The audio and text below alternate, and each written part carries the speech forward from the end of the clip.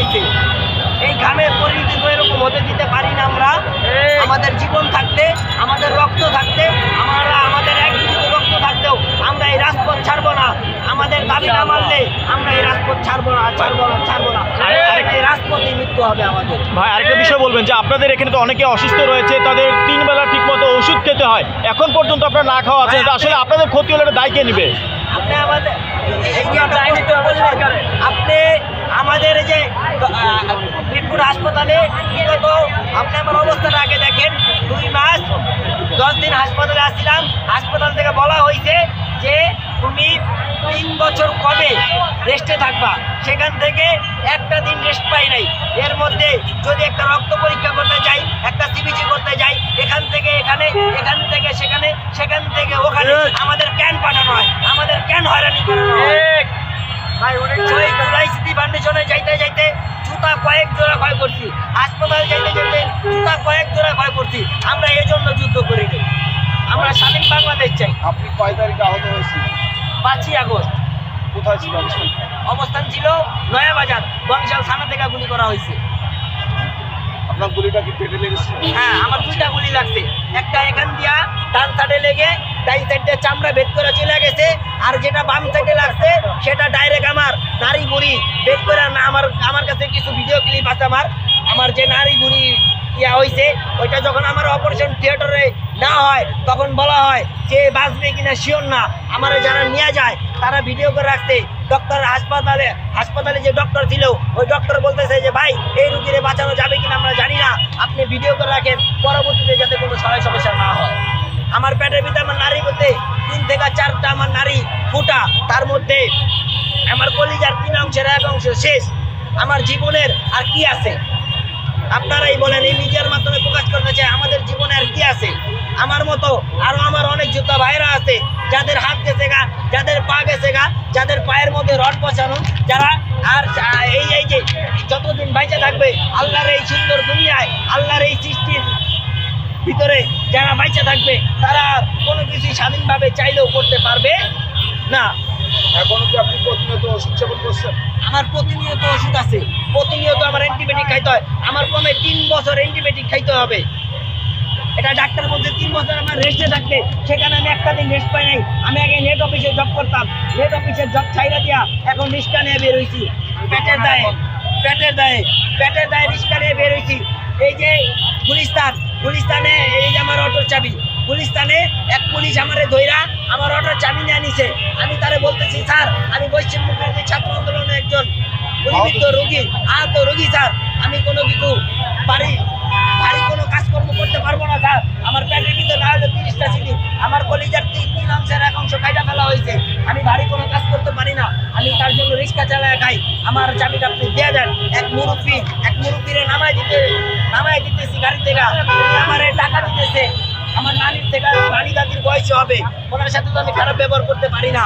ওই নানি ওই পুলিশকে রিকোয়েস্ট করলো যে ভাই চাবিটা দিয়ে দেন। ওই পুলিশে ওই মহিলারে ওই দাদিরে ঝাড়ি দিয়ে বলতেছে আমার ডিউটি আমারে পালন করতে দেন। আমি যখন এই কথা বললাম, উনি আমারে কয় তোর পেটটা পাশায় লাথি দিব। আমারও অনেক পুলিশ মারা গেছে।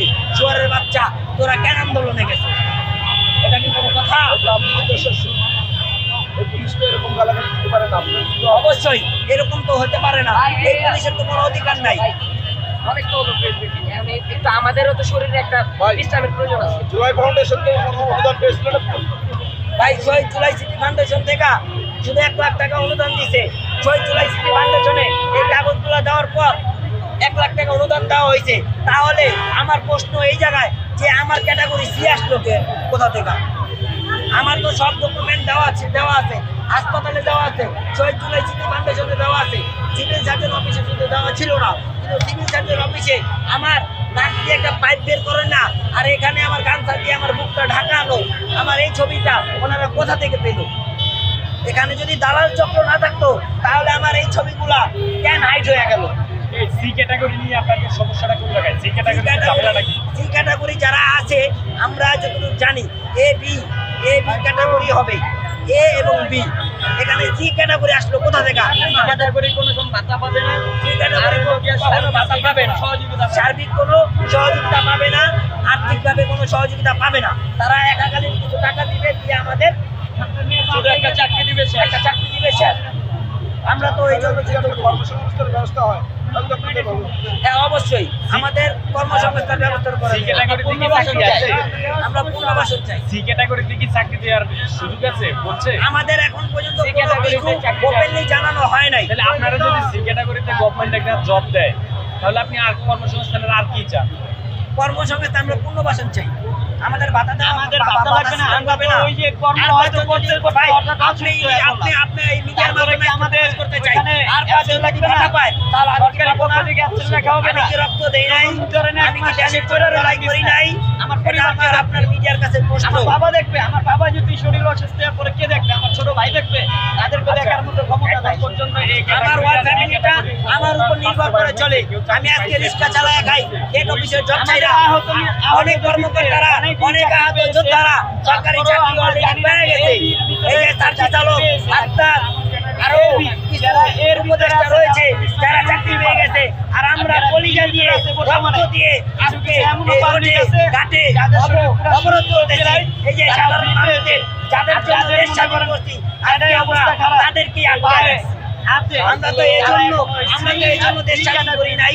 সাজিদ আলম এবং আব্দুল্লাহ এরা তো আপনাদের leader ছিল। তাদের দাবি এখন আপনারা বর্তমানে সারা দেশ- অবশ্যই। আমিও ডি পাইছিলাম এই জায়গা প্রায় এখান থেকে বুলেট অবশ্যই অবশ্যই আমরা যে 9টা 5 টাকা এখানে কর্মসূচিতে আমরা যে আসি তাদেরকে জানানো হয়েছে তারা আমরা যখন শুনছি চার্জি চালন আর চার্জি চালন ভাই উনি বলছে যে ওরা জনসংখ্যা কম পুলিশকে লাঠি চার্জ করতে বলতে পুলিশ বলতেছে যে তোমাদেরকে সরাইতে আমাদের 2 মিনিট সময় লাগবে না। আরেকটা কথা ওই পুলিশের নাম হলো খালিদ। আরেক পুলিশ বলতেছে যে এক মাঘে নাকি শীত যায় না। আমরাও জানি এক মাঘে শীত যায় না। আমরাও মিডিয়ার মাধ্যমে বলতে চাই যে আমাদের যে দাবিটা না মানে তাহলে এই মিডিয়ার কাছে প্রশ্ন, আজকে জাতির কাছে প্রশ্ন যে আজকে আমরা এই রক্ত কেন দিলাম, এই কলিজা কেন দিলাম, এই বাংলাদেশ দেখার জন্য। কষ্টটা বুঝতে পারবো। আপনারা